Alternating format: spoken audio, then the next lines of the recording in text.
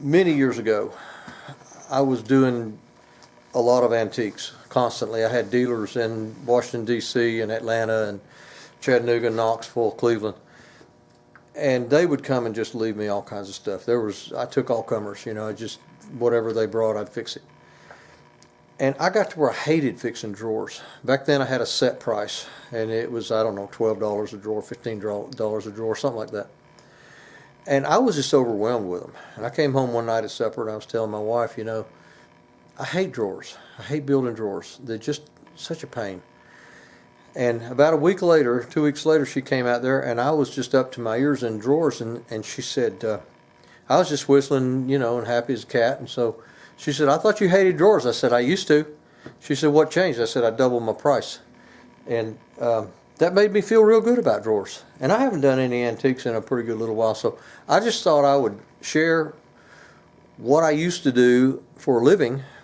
And actually I did enjoy it. I enjoyed working on older furniture. It's kind of funny, one day my son was helping me. He was about 14 years old.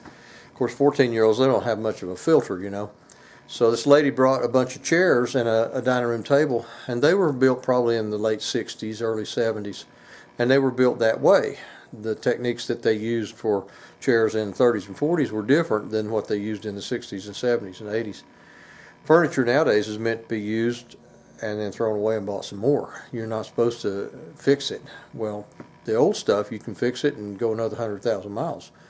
So he started tearing these chairs apart, and he looked over at me. The lady was still in the shop. He looked over at me and he said, Pop, he said, these chairs are junk. You can't fix these chairs. They just fall apart. So, but he was right. There's truth hurts sometimes, but old stuff can be fixed. Good morning. It's almost December in Tennessee. It's kind of cold outside today, a little below freezing.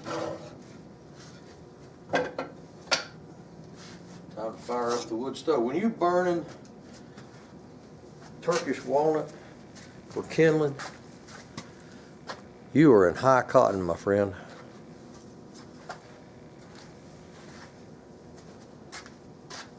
I guess scraps are scraps, no matter how much lipstick you put on.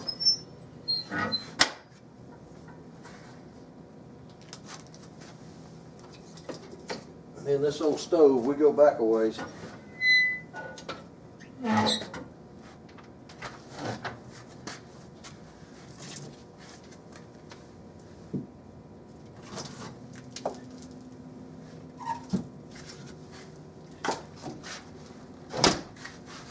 They almost bulldozed this thing in 1962.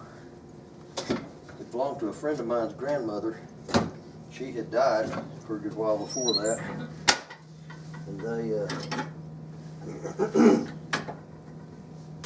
they were going to doze her old house down. He went in there and said, I think I could probably use that, at least for a few more years. So he rescued it. That thing was made in Rome, Georgia. I don't know when, but they said it was worn out in 1962. And I put a new piece of stovepipe in every couple of years or so, and it heats my shop really well. Let's see if that one guide and this one drawer agree. Because if this agrees, I'm putting pressure, I'm torquing it against that guide. And when it goes in and touches the stops, I have about a 1/16 of an inch of free play back against that guide. So that means it's not squeezing it in. It's got a little bit of free play. And that's good. The drawer front will center itself in the case. The guide just keeps it from wiggling both ways. Now I've got to fix the guide, fasten the guide on the right side. Now, and the stops, stop it right where it's supposed to stop.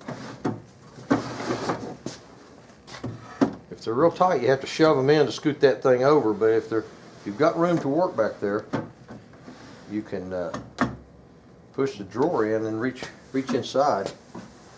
It helps to be a contortionist sometimes when you work on furniture. Reach inside and push that guide against the drawer. if you can reach it. All right, I got it right up against it. Now if I can get the drawer out without scooting it over, I'm going to keep pressure against it that way, to not touch that guide anywhere in that travel. And there's no reason for me to believe that that didn't work, because I didn't touch it. Now I'm going to put a clamp on it and try not to move it. The guys at the paint store looked at me like crazy. I said, I want you to mix me up some stuff that looks like dirt. What I do is stain that, and it just gives that really, really old look. Now I take some paraffin jelly wax. Where this drawer side touches inside this track in here, I wax that.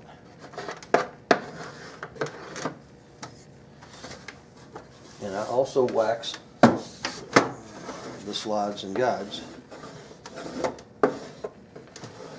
If you do this to furniture, wooden furniture, anything that wood slides on wood, if you'll put you some paraffin on there, and candles are paraffin. You can use a white candle. You can use anything that's got paraffin in it. And just stick it in that, put it on that slide and against the guide. Now, you don't want to get this on the outside of your furniture out here, because it doesn't need it for one thing, and it's just not good to have that wax all over the place. But on the insides, on the tracks, now there's a little piece up here on the top. I didn't touch it, I didn't mess with it because it didn't need it. But when the drawer comes out, when it's on about halfway out, it will tip down. And when it tips down, it's touching this top guide, and it'll rub right there. Just right on the very top of your drawer, on the very top back, will be a little skint place. So you put just a teeny bit right there and put a little bit on this top track. And the bottom track acts as the top track for the next drawer down. See, this is the bottom of this drawer, but it's also the top of this drawer. So you want to wax the underside of it as well as the top. If you'll do that about once every year or two, literally once every year or two, the drawers will not wear out. Number one, it won't wear out the wood fibers because it slides on the wax. And number two, they'll work really well. They work so smooth. When I built kitchen cabinets, unless the customer requested it, and that was very rare once they saw how my drawers worked, I always built wooden drawers and wooden drawer slides. And if they wondered how strong they were, I would get up and stand in them. Because if you get a pretty good sized drawer, you can put 60, 70 pounds in it without really knowing it. And I would get up and stand in the drawers, and I mean, I didn't jump up and down, but I never had one to break or fail or crack or anything. But the wooden drawer track system that I built, a friend of mine, kind of a leftover hippie, a freeze-dried hippie, he and I kind of figured this stuff out together in the early 70s. And he was actually the brains behind it, and I just happened to own the shop. But Mike taught me, and Mike and I figured out how to build drawers and sling them on a wooden track, and they work really, really well. I love the sound. When you push a wooden drawer, it's like a desk. It goes in, and you put a little felt pad on the bottom of it, it just goes thunk, and it just shuts. You just don't. Now these modern ones that they've got with the self-closing hinge, self-closing drawer guides and all, those are pretty slick, I have to admit. They're pretty fine things, but they are easy to get out of adjustment too, and they do wear out. Whereas a wooden one will last years and years and years. You know, I wouldn't doubt that a wooden track would last 100 years. And so, and a lot of these old pieces of furniture indicate that. I mean, they just last a long, long time. And then when they do give trouble, you rebuild them. So These are drawer stops. That's what keeps it from going in too far. I prefer them on the bottom, and you've got to scratch off a little bit of the finish to let your glue hold. There's so much furniture polish and oil and stuff on old cabinets, old furniture, that glue won't stick to it if you don't scratch it off a little bit. Now what I'm going to do is set them on there, and then I'm going to push the drawer into place and shove them back. I'm bringing them too far forward, just a touch.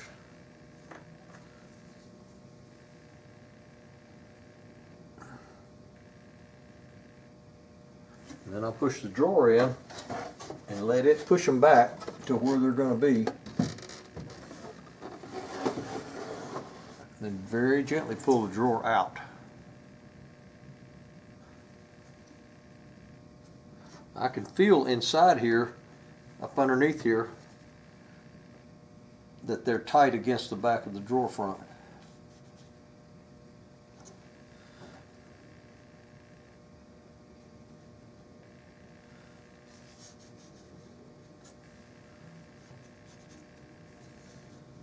And there they are. And bump that drawer out just a little bit and just let them dry. Now, this bottom drawer has bigger issues. The nail has fallen out of the bottom, which has only got one nail right here in the center of the back, and so the drawer bottom came out. But there's a split right here in this side. Right here at the back of it, there's a split. Actually, on both sides, there's just a crack. See that split? Now that's got to be either glued back, or it's got to be sheared off above that split and replace a bigger chunk of the bottom. In this case, I'm going to glue it back and shear off below it and glue the bottom on and re-glue the split all at the same time. To do that, I got to take the side off. So what I'm going to do is take a rubber mallet. I'm going to tap these dovetails loose.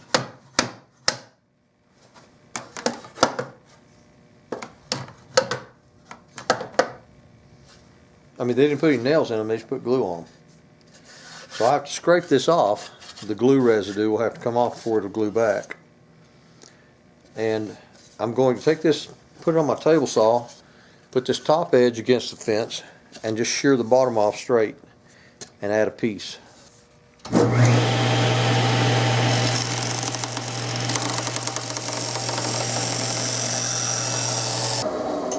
There's a chunk of glue right here on the inside of this. I'm trying to cut it and it's making it wobble. So I'm going to go ahead and scrape this glue off.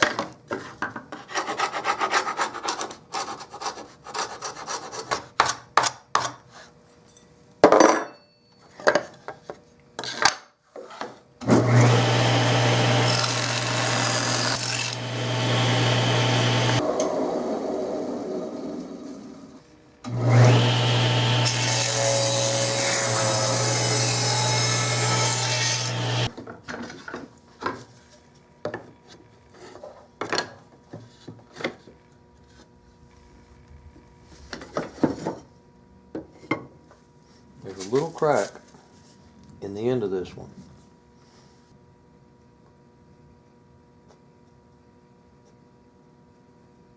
If it comes out the other side in here, you know you've got enough.